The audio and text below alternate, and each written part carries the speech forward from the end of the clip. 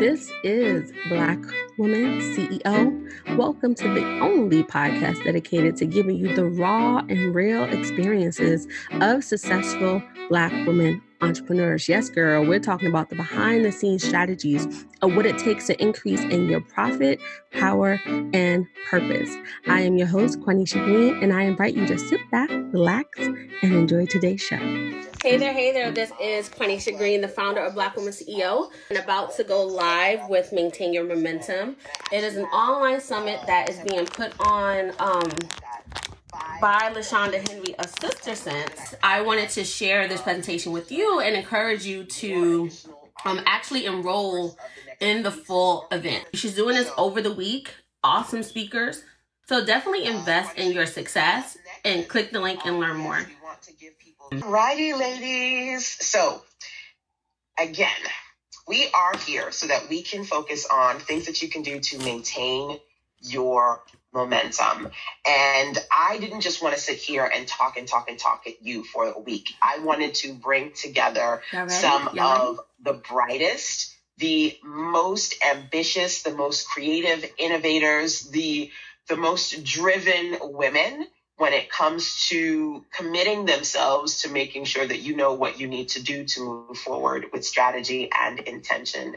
And I could think of no better person to begin the next phase of this conversation than my girl, Quanisha Green. She is the creator and founder of the Black Woman CEO movement. She is truly committed to seeing sister girls like myself and you succeed and survive, not just survive, but thrive. Yes. So I am going to essentially hand over the session so that she can introduce herself and kick off her conversation.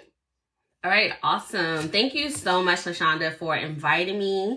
And I want to congratulate everyone that's here during the pandemic. I know that we are all balancing different things, family, whether it's young ones, our elders, your parents, even just yourself, right? We're managing our anxiety and, hopefully doing social distancing and staying safe so that we can maintain our health. So when LaShanda invited me to talk about maintain your momentum, I instantly thought, how can we stay calm as well as confident as CEOs? And I am the confidence strategist for Black women entrepreneurs, and I help particularly service-based entrepreneurs and experienced experts to elevate their confidence and emancipate their earning power. Right. So when LaShanda invited me on and thinking about how do we maintain our momentum, really in good and bad times, I thought about the type of person that we have to be to do that. Right. And really, it requires an expert, right? Someone who's a professional that can stay collected. Right. So and the root of that is calm and confidence. Right. Calm and allowing you to kind of be rational, right, in your mindset and think strategically and be able to evaluate and make decisions. And then confidence in the larger world that all will be well, right? And that is what is meant to be will meant to be. But then confidence in your ability to make it through, right? And to have what you need. Because I want to share the two primary roles of a CEO. And the number one role is to drive the vision. And then the next role is to drive revenue. So once again, how are you going to actually be able to execute in these roles if you're not calm and confident, right, about what you do? So today I'm going to share like three main things and thinking about maintaining your calm and confidence as a CEO. And number one is the number one high impact method to position yourself as a thought leader in good and bad times, right? The second thing is 4 proven steps to overcome doubt and procrastination and manage fear so you maintain your momentum at all times. And then 3 surefire ways to find clients now who are ready to work with you. And we know now maybe, in the next 30 to 90 days, right? So just to give folks some space because we all are managing different things. So let me know if you're ready. Type into the chat if you're ready because we're going to dive in. Put ready. So I know that you're with me and you can hear me. So the number one high impact activity, or you can say tactic, it's really a strategy that you can use, right, to position yourself as a thought leader in good and bad times is content marketing.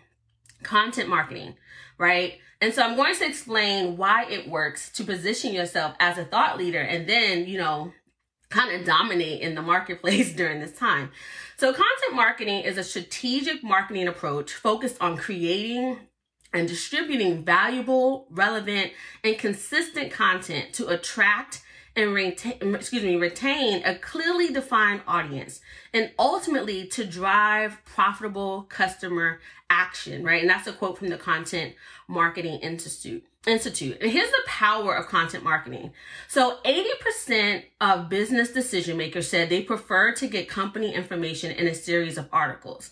Why? Because it builds trust, helping to solve a problem versus like direct pitching, and creates this crucial like, know, and trust factor. So if you think about why people buy, it's because they like, know, and trust you. Once again, it's confidence, right? They have a confidence in you. And our task as you can say the CEO or the experienced expert is to get them results, right? And so how do we prove that? How do we give them a taste test of that? And it's to show them how to get their problem, right? Their problem solved and some of the solutions that they want. Because people are motivated by two things, right? Either we're trying to move away from pain, right? Or we're trying to get to pleasure, right? So either we're trying to move from our current situation and what's not making us happy, or getting to this place where we are achieving our vision, right? So to create this like, know, and trust factor as an expert, as a service-based provider, as a CEO, and even for those of you who do products, you got to show off, right? You got to show off, which means you need to create and distribute your genius, right? And then that means you have to be a thought leader, right? Let me know what you all think in the chat. When you hear this thought leader word, does it make you afraid? Or you like, yeah, girl, I'm already there. I share my mind all the time, right? So put thought leader if you're comfortable with that. If you're not, just be like, I'm working on it, not sure, right? Just tell me how you're feeling about it. But once again, a thought leader creates and distributes their brilliance and their genius, right? And one of the methods, I'm giving you a quick formula that I share with all my clients about, look, you can just say these 3 things that will help you to produce content. Because let me know if you struggle to produce content. Just put create in the chat if you're like, I don't know what to talk about, right? So to be a thought leader, and a quick formula to do this is to, 1, be clear on who you're talking to, right? And thinking about what problems are they having or what is their vision. And then you want to educate them about these 3 things: the mistakes that people make around that topic. So for me, I help entrepreneurs to grow their businesses and earning power. So I would think about what are some of the mistakes people are making around this.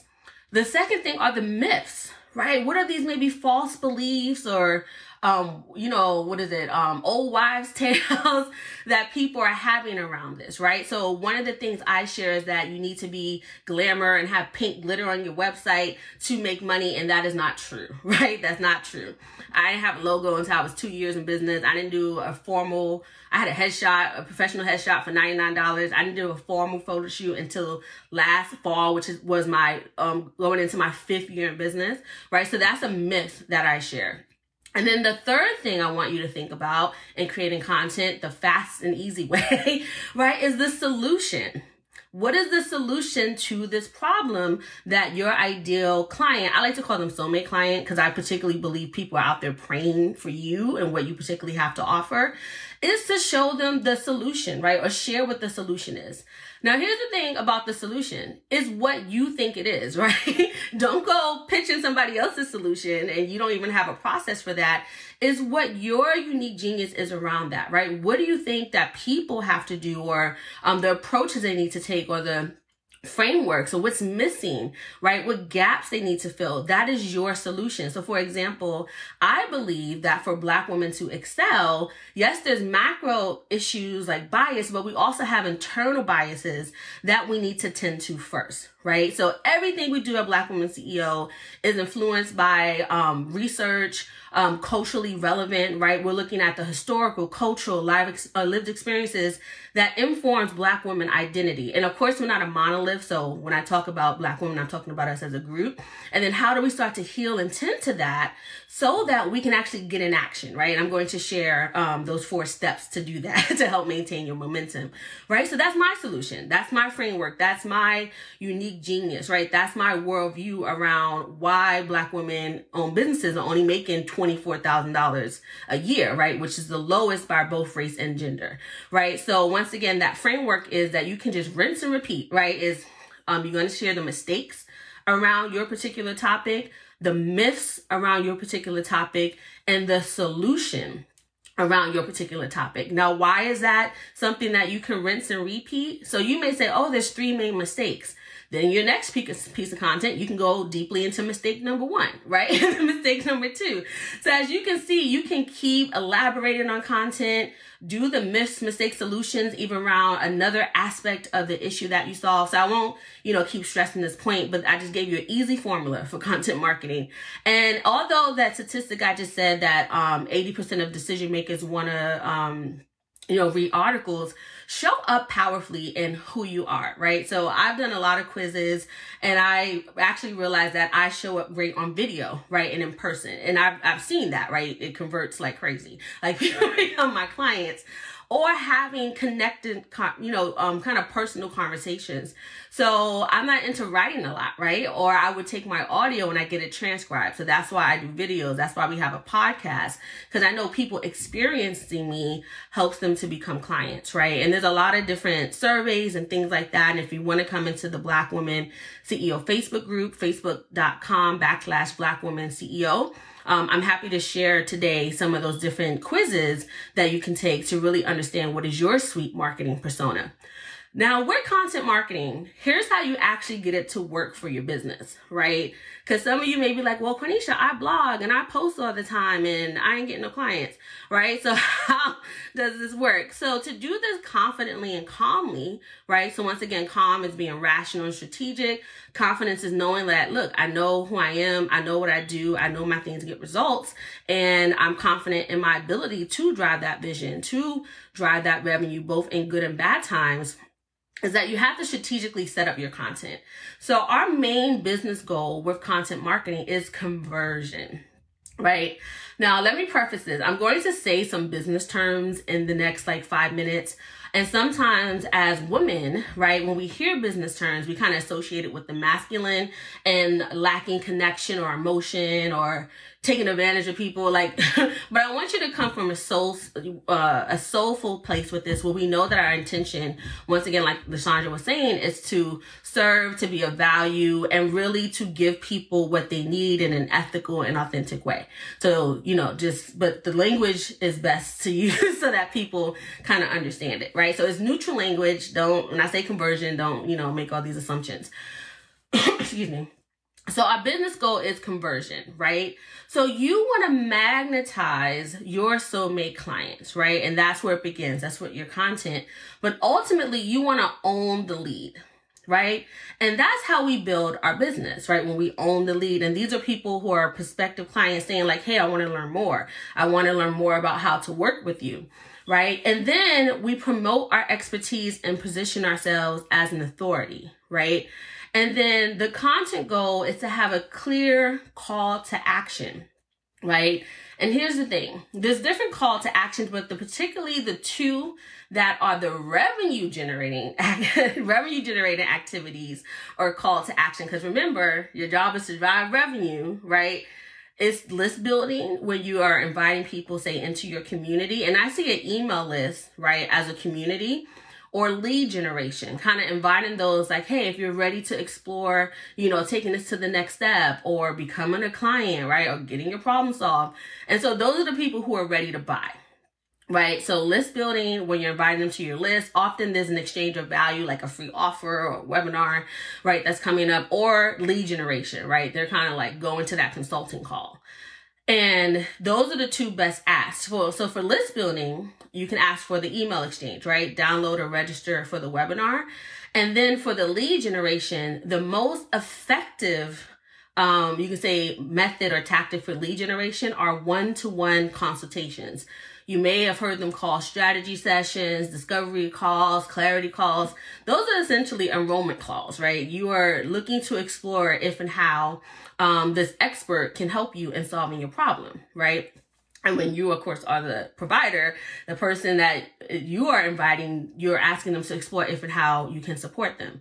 And here's why this is powerful. The consultation is that it's equivalent to months of email, blog posts, and social media posts, right?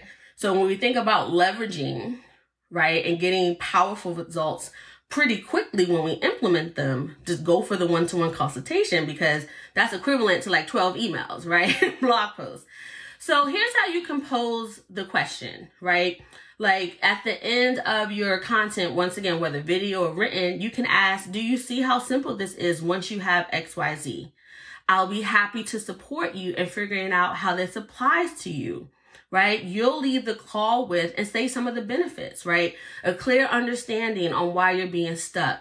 Recommended next steps for how you can solve your problem and feel secure. Recommendations on how to communicate well with your spouse, and then what to do to have a harmonious relationship, right? So let them know the benefits of the call, because we have to sell the call, right? And then when you're on the enrollment call, you're not trying to sell them like a used car salesman. You're trying to help someone get to a clear decision on yes or no, are they going to move forward with working with you?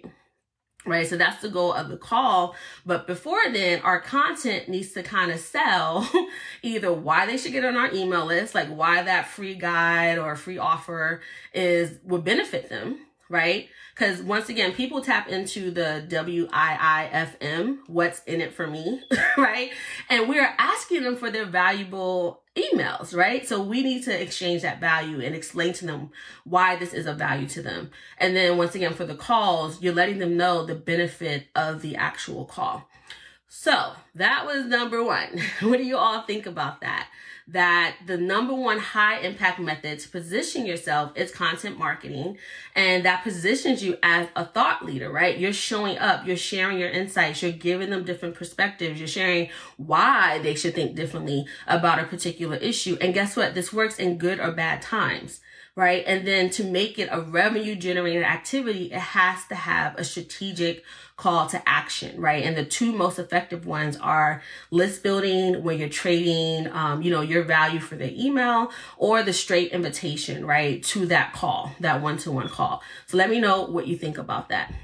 Now, I have a big question for you all, because that was a lot. So this is a little bit lecture, but not, right? When you think about promoting yourself, getting out there and sharing your thought leadership, or even raising your prices, right? Giving yourself a raise even during this time. What are some thoughts that come to mind? What are some thoughts that come to mind when you think about that? All right, people are saying, ready, thought leader over here. I know you are here, so let me hear it. What are some of your thoughts? So what are some creative ways to provide the services? And I want you all to do your first thought. So don't give me the pretty thought of like, oh, how do I load this onto LinkedIn, right? So when I've done this with clients, and we have touched 20,000 women in the Black women CEO community, and those are people who've actually given us their email address, right? Not just the platforms. Here's what some of the women have said. They said, am I going to be smart enough, good enough, expert enough, right, to share my information? I need more credentials, right? Is someone more expert than me? If I'm going to share this, will somebody steal it, right? So as you can see, there's all this stinking thinking that happens, and it gets in the way of us actually showing up as thought leaders. Right. And some of you may have done work already. So like, for example, someone just said increased value. That was my first thought, right, in promoting my work or becoming a thought leader. So, but often when I do this, those is actually the other way around, where people get really vulnerable, right? And they share some of the things that kind of are deep for them. Like they may have developed that thought because, like, for example, I had a client that who had a PhD, and she had a hard time writing like a 500-word article just to put on LinkedIn. And mind you, she wrote a book, right, that was peer-reviewed and everything, because now that she was doing it for her business, the thought came up that a professor told her in her program that she couldn't write. So that thought kept coming up for her. And we had to do this process, and I'm about to teach you, to debunk the thought so that she had to free herself to do the writing. right? So here's how we create our reality, right? So now we're going into the 4 proven steps to help you overcome doubt and procrastination and manage fear so you can maintain your momentum at all times. So this is that calm and confidence piece again. Here's how we create our reality, right? And this is based in cognitive behavioral perspectives. It's a psychological modality that has been proven to work for like 100 years, right? So the way we create our reality is kind of 4 steps, you can say, or a 4-way process. Number 1 is that we have thoughts and beliefs that then ultimately impact how we feel, right? And our emotions that show up. And then those feelings and emotions impact our actions, right? And behaviors, the things that we actually do. And ultimately our actions and behaviors influence the outcomes that we see in our life, which are ultimately the results, right? So thoughts impact our feelings, which, create our actions and behaviors, which then gets the results that we show up in our life, right? So if you're not liking your results, right? If you're feeling, say you find yourself procrastinating and not writing your thought leadership or not asking for the sale, then we have to backtrack and see what's going on, right? What are the thoughts and beliefs that are getting in the way? And sometimes we have to maybe start in the middle because you may feel like uncertainty and doubt or fear. And then we have to say, okay, what are the thoughts and beliefs that are driving that?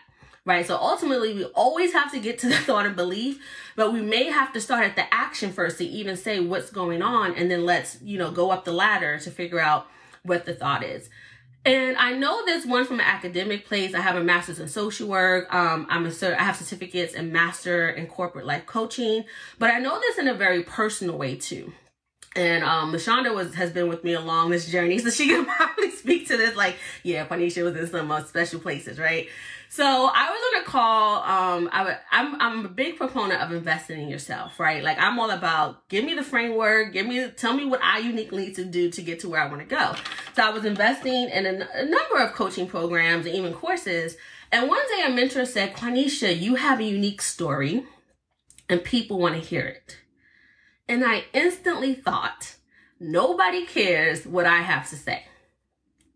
Right? Nobody cares what I have to say. So you can see that stinking thinking came up for me. And this is why mindset matters. Right? So as soon as I heard that thought, I was like, ooh, that's a self-worth issue, right? Now, because I believed her because I trusted her assessment. So I knew that that was something in me, a self-worth issue that I had to deal with. Now, by that time, I'm going to explain the catching your thought. I was really proficient at it thanks to therapy and my training. So that's why I can clearly hear my own thoughts and beliefs that get in the way. And I also get support. So once again, I'm going to tell you this 4-step process and so some of the things I did are in there. But I went on this path to solve my self-worth. And one of the things I had to do just even in my own self-coaching, I had to debunk, right, that the whole thing that nobody cares what I had to say wasn't true. Because by this time, I was the co-executive director of a statewide social justice organization. I was traveling nationally, sharing the educational justice work that I was doing because we were getting results. I was seen on NPR, MSNBC, Melissa Harris Parrish Stories, Tell Me More, the Philadelphia Inquirer. And I've trained and consulted by that point at the Women's Law Project, the U.S. Department of State. I traveled. They paid for me to go to Europe to mentor community organizers. I had trained for my alma mater, right? The University of Pennsylvania as a guest lecturer, the American Federation of Teachers, right? So I had to give myself this evidence that is not true, right? And even my whole life, people would say, you need to write a book about your life, right? And I was even building my own community by writing for Harriet. I even showed up in LaShanda's Sister Sense Back to Business, and I've been a speaker for 4 years in that different space. So I knew that it wasn't true, right? I had to really debunk that belief. And here's a process that you can do that. So here's a process that I did. And so I'm kind of sharing, I'm going to break it down into the steps to really help me to end that overwhelm, overcome that procrastination, and really shift my thinking so that ultimately I could stay in action, right? Maintain my momentum in my business. And this is the process I do. And this is the process I teach every single person who comes through our programs at Black Women CEO. And so you're getting it, you're getting it for free right now. So the first step is that you have to catch the limiting belief. So put catch in the chat. You have to catch the limiting belief. That's step 1. Step 2 is that you need to contest the thought. right? You got to contest the thought. So that means like I had to show the evidence for why that thought is not true, right? It is not empowering. It is not accurate. It is not your reality, right?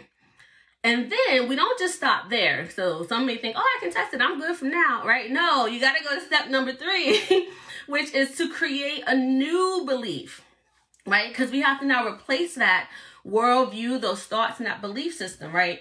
So step number 2 was contest, right? And I actually want some of you all to do that. What is a thought that you kind of figure out is keeping you stuck, and how can you contest it? So just do that really quickly in the chat. So step 2 is contest. And if somebody can write that for everyone's benefit. Step 3 is to create. So put create. Step 3 is create a new belief. And here's step 4, coach. Coach. So either you need to coach yourself, right? And some of you are really great at self-coaching.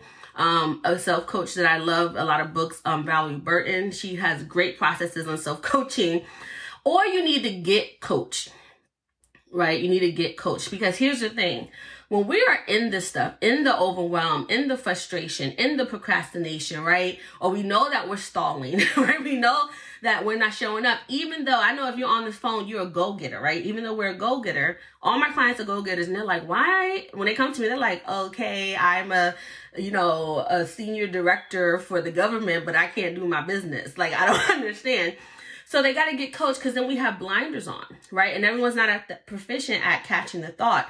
So sometimes you need someone to help you walk through the process, right? And helping you to pull out those beliefs, right? And thoughts. And sometimes, like I said, we figure out what the feeling is, or we figure out the actions are to backtrack that, right? And so you can get a coach. Some of you may need to get a therapist depending on how stuck you are, right? So self-coaching is great when we can do it ourselves and reframe our beliefs and have a mantra, right? To remind ourselves of the new beliefs. Or sometimes we have to get coached and get support. So that's why our Black Woman CEO, we don't just do training, we do the coaching too, because we know we got to help you through that process. So I'd love for you to share in the chat, because we're a community here, right? Share one of your limiting beliefs, right? What is a thought that you may have caught while we were talking that came up for you when you think about, once again, promoting yourself, sharing your thought leadership, asking for the sale, or even increasing your pricing, right? So that you can increase your earning power. So someone said, assuming that people already know, right? So catch those limiting beliefs. And this, in the interest of time, I'm going to go to the next part where we're going to do create, right? So now I want you to create a more empowering belief, right? To replace that limiting belief, right? And I'm going to share 5 that kind of resonates with people and that I've seen that counted. I actually have 10, but we're going to just share 5 for today. And you can pick one of these, right? So if you're like, Queensha, I don't know, but you can hold on to one of these and use it as your new belief. So the first one is that people want to hear what I have to say, right? So I'm not the only one that believe that nobody care what I have to say. A number of my clients said that when we first started. So a way to counter that, or a more empowering principle or belief that you can take on, is that people want to hear what I have to say, right? The second one that may resonate with you is that I have something valuable to offer, right? I have something valuable to offer. Because sometimes we think, oh, can I really help people? Who's going to buy from me? Do people really buy that, right? Am I good enough?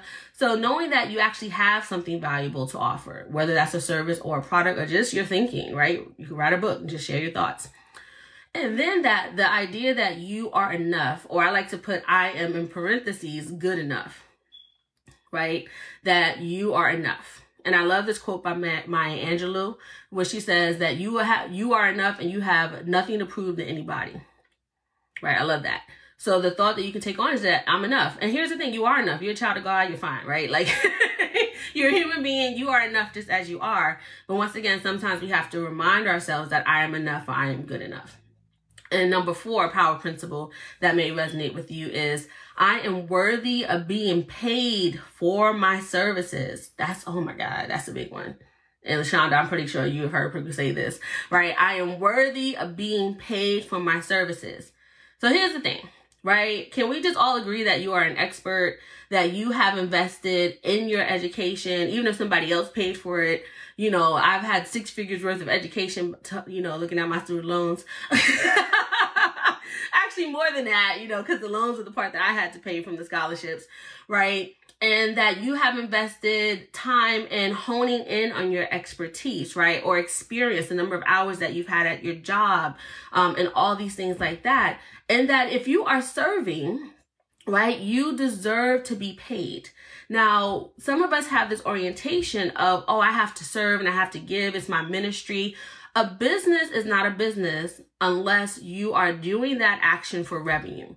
And if you aren't trying to get paid, what you have is an expensive hobby. Right? And so if you want to be a CEO, once again, your job is to drive the vision and drive revenue.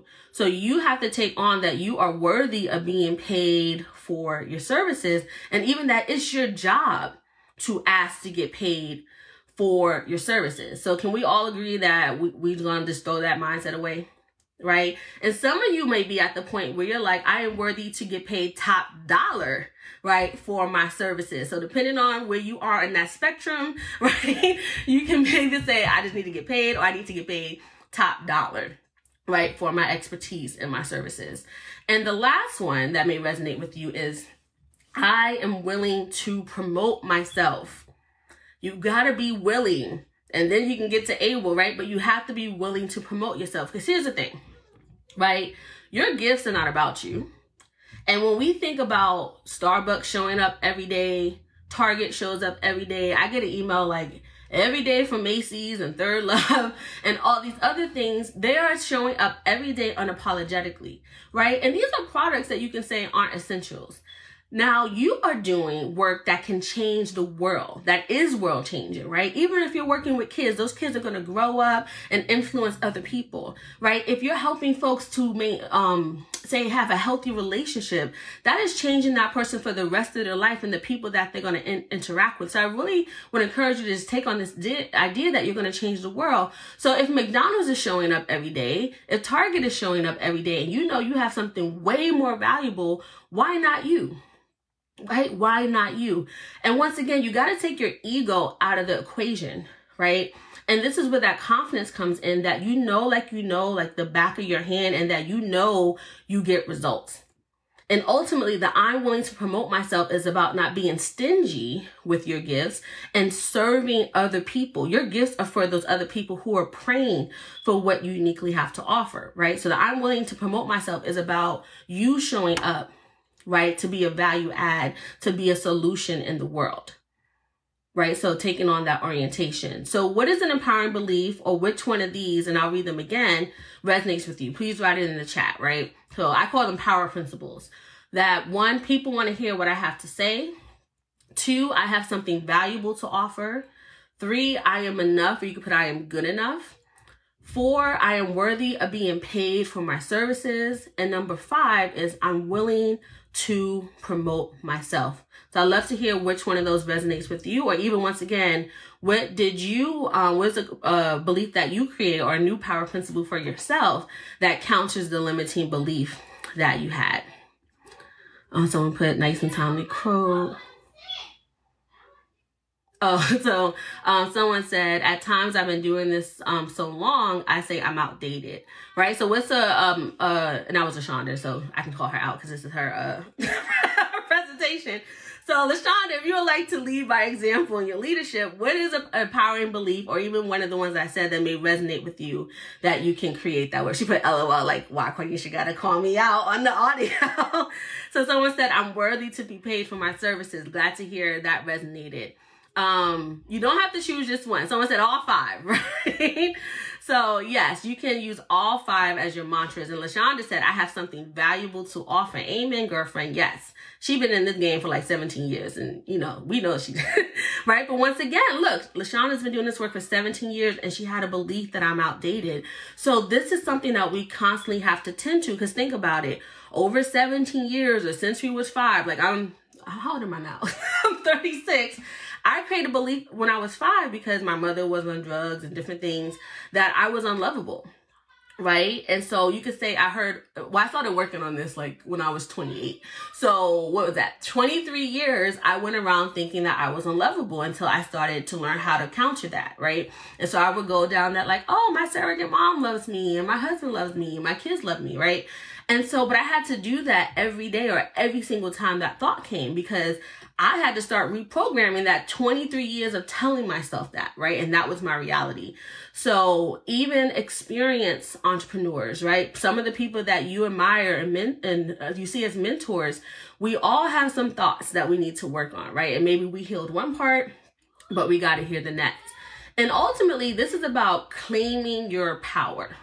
So we have a motto at Black Women CEO that power is the ability to create your reality, right? And the 4-step process I just took you through is that process to create your reality, right? So to tend to those thoughts that impact your actions, that impact your feelings and your emotions, that impact your actions and your behaviors, and that ultimately impacts the results and outcomes that you see in your life.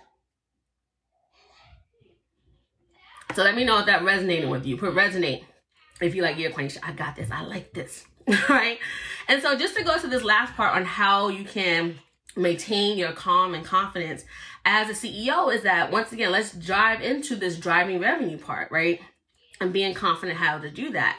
So I actually have 7 surefire ways to find clients right now who are ready to work with you and really ready to buy with you. That's what the work means, right? Not just like, oh, I want you around. Like, no, they're really to invest in your services.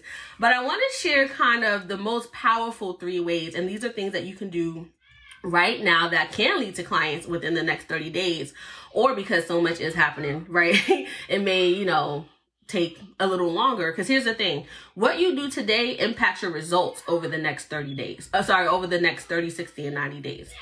So that's why if you're not in action, right, as LaShanda said, the name of this presentation or the summit, if you don't maintain that momentum, you're going to see results, or you're not going to see results in 30, 60, and 90 days. And now you're going to be behind the curve. And when I say curve, it's not about you comparing yourself to someone else. This is your life, right? I don't want you to get to, what month are we in?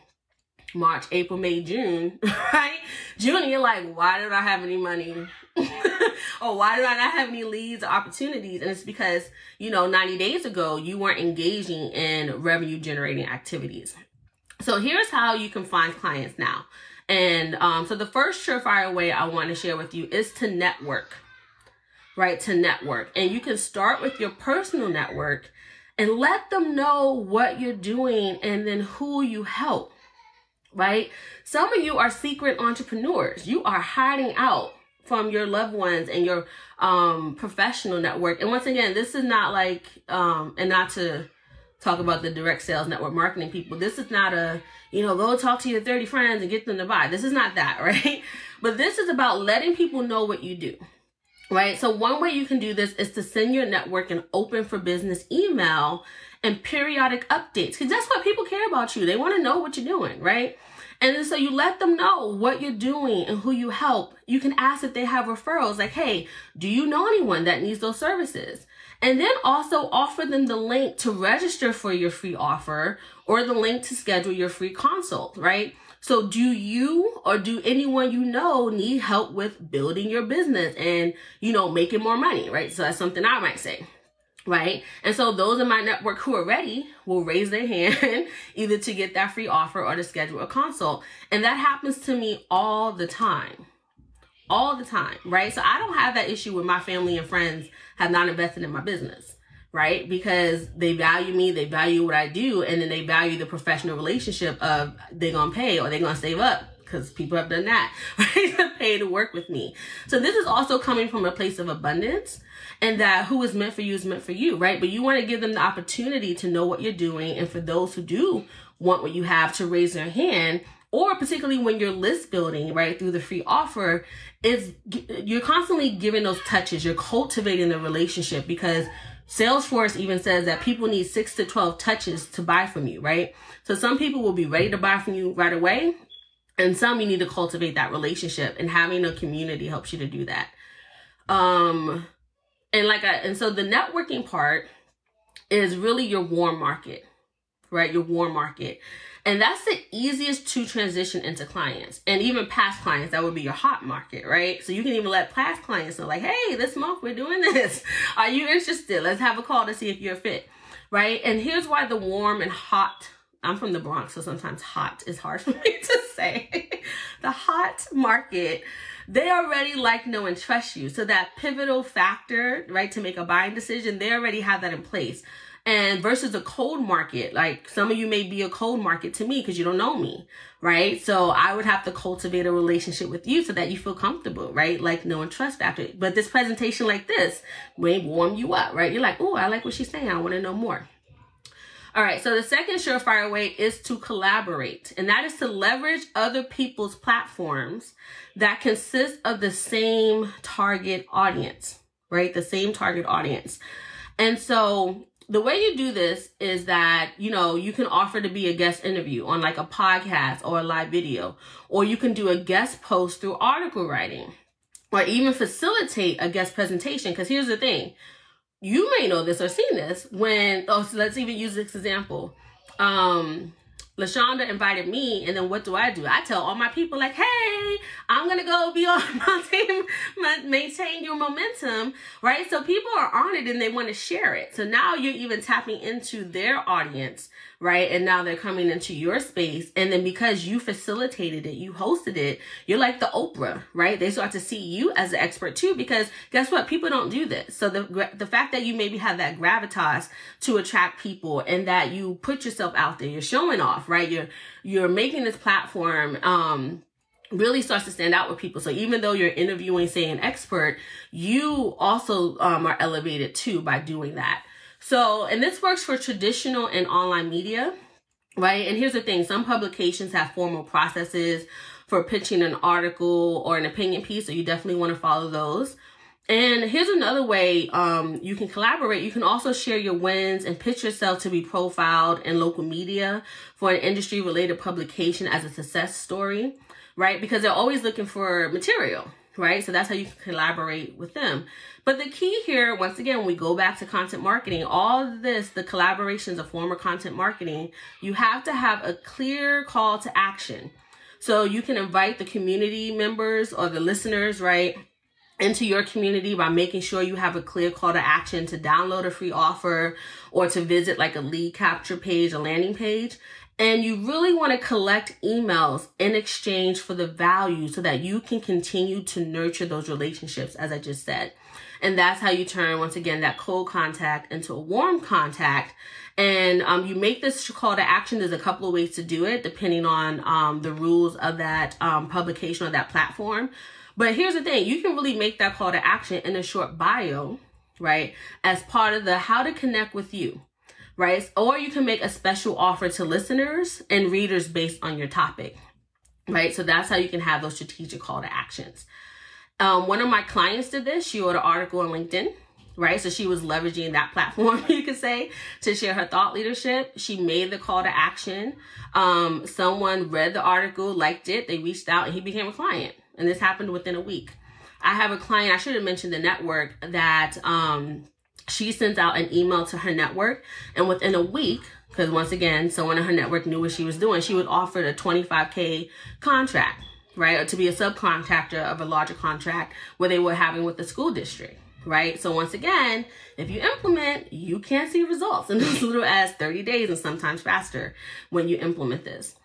All right. And the last surefire way I want to share with you is to build, right? Build your own community and utilize content marketing. So video, written, or audio to attract potential buyers, right? So just to kind of go over this again, you can utilize content marketing in those different ways. Make sure, once again, I know I'm echoing this, but repetition helps you learn, right? Make sure you have a clear call to action for your content so your visibility builds your email list. And then consistently nurture those relationships, at least through weekly content. I'm like LaShanda. LaShanda taught me to send the email like 3 to 4 times a week, right? Because you want to stay top of mind. But then nurturing could be you sharing tips, tools, resources, content from others, anything that helps them to understand or to treat their issue. right? Maybe you can go back to that myth, mistake, solution formula I shared with you. And of course, you want to make sure these things are relevant to your business offering. Don't go talk about something else that has nothing to do with what you do or doesn't kind of lead to the solution you provide. And at least monthly, and I do this more, make an offer to convert your subscribers into a lead or at least a customer or client. And so typically 1 to 3% of your subscribers will convert into buyers. And then make sure, once again, in your email and bio, your email bio or your signature has a call to action for those free consultations or to learn more about your services and products, and then have a link, y'all. Like, some people put reply back, but make it simple for people. Have the link, right? So I want to know which one of these surefire ways, right? So we had network, collaborate, and build. Which one will you implement this week? Right? And I want to share one about build. When I started my business, particularly around the Black women stuff, it was called Black Women Rise. And within a week, 1,000 women downloaded my free guide, which was 12 effective leadership resources for Black women, because Black Women Rise was more focused on helping women to grow in their leadership. And because I had my call to action set up, my landing page, 40 women applied to have a call with me. Now, I probably should look this up. I don't remember how many people I actually talked to. But of those conversations, I got my first high-paying client, which at the time, I know high ticket has changed, but I like to see high ticket as at least someone paid you $1,500. She paid me $1,800 for 6 sessions, right? 6 45-minute sessions, y'all. Right? One guide that I've created in Word and saved as a PDF with 12 resources, because people were always asking me, Quanisha, what are your leadership resources? 1,000 women downloaded it in 60 days. And I did use Facebook ads, but I also used my community organizing. So I leveraged my social media network. I sent it out via email. I did the open for business email, right? So I'm telling you what I walk my talk, right? So what I'm telling you is what I do. And then once again, the invitation, that high impact call to action of the one-to-one consultations. And I got my first client who paid me $1,800. And that paid for what I paid in Facebook ads and gave me a profit. And y'all, I rinse and repeat this process over and over and over again, right? Over and over. So what do you think? Do you think this is something that you can do, right? These 3 steps. Can you, use that high impact method of content marketing, using that formula even of mistake solutions?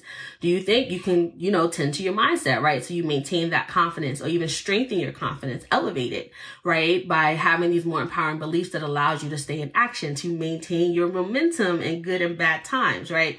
And then those 3 surefire ways so that once again, you are driving revenue as a CEO and they're surefire, right? You have the confidence that they work because guess what? They don't just work for me, they work for my clients. So once again, when you see other people or their stories of doing it, it gives you the confidence of like, hey, this is a proven process and I just need to work it. Right? And once again, these are strategic ways so you can stay calm about it and rational and just follow the steps, right? So even in trying times or crisis times like we're in, all I'm doing is my processes, the same processes that I did 2 weeks ago when there was like no virus, right? So maintaining that. And so you may have this question of how often should I sell? Every day, right? And once again, sometimes that's selling your message. Sometimes that's inviting people to come into your community or your Facebook group. And then strategically, you do want to have those call to actions that lead people to ultimately a one-to-one consultation or your sales page. So if you're more advanced in business, you may have a sales page. And ultimately, your sales page is the one-to-one conversation written down on a website, right? That's what sales page is. And so you should be selling in some form every day, engaging prospective clients, sharing your message, asking for the sale, and doing those call to actions, right? And some of those call to actions could be reply back, leave a comment, click here to view, watch, read, or learn more, right? Register, enroll, download. So those are some call to actions. So I hope that helps you, right? To really maintain your calm and confidence as a CEO. And another thing I want to do, I want to share this resource to help you sometimes take this to the next level, because I often hear people say, I don't have money to do this, I don't have financing. So I actually have a guide sharing 7 creative ways for Black women in business, right, to fund your business. And many of these are like no to low cost, and it actually helps you to get paid to even create offers, right? So if you go to blackwomanceo.com, and someone can put this in the chat, /funding, all you gotta do is put your email address in, fill out the form, and you can get those 7 creative ways to finance your business, right? So once again, blackwomanceo.com, and someone can drop that for me, /funding, and you can grab that free resource. Because once again, some of you feel like, oh, I need money to do all this. But even the surefire ways I shared, they're all free, y'all, right? Even the building your community part. I know I said I use Facebook ads, but this year I haven't used Facebook ads, and I've grown my list even in the last couple of months by like 300 people, right? And I got a client even 2 weeks ago who paid me $5,000 for my offer, and that was through a Facebook live stream series, right? Like, I didn't buy any ads. And I don't say this to brag, but to share the possibilities, right, of what's possible when you actually implement this and do this work. So once again, blackwomanceo.com /funding to get that resource on the creative financing, 7 creative financing strategies for Black women in business. And that is all I got for you today, folks. But I want you to remember this motto, that power is the ability to create your reality. And so go forth and be powerful, sister. And thank you so much, LaShanda, for inviting me to talk to everyone about how they can maintain their calm and confidence as a CEO. Oh, I loved it. Oh my goodness. I was just sitting here writing and writing and writing. Position yourself as a thought leader in good or bad times. Quanisha has given you guys so much to think about in such an organized, really clear way, a great process that I think no matter who you are at any level, this is going to resonate with you and give you at least something that you can do to move forward. So make sure that, number one, you go over to blackwomanceo.com /funding to get the resource, 7 creative financing strategies for Black women in business. And of course, make sure that you are following Quanisha Green across her amazing platforms as part of the Black Woman CEO community. Oh girl, the episode stopped, but the party is not over. I want you to go ahead and subscribe, like, and rate this show. Leave us a comment sharing your takeaways. And when you're done with that, come on over to blackwomanceo.com, join our movement. And when you do that, you'll get the special invitation to join us in our community. Well, I will love to put a face to that name, girl. So this is Quanisha signing off, and I look forward to seeing you soon. Peace and love.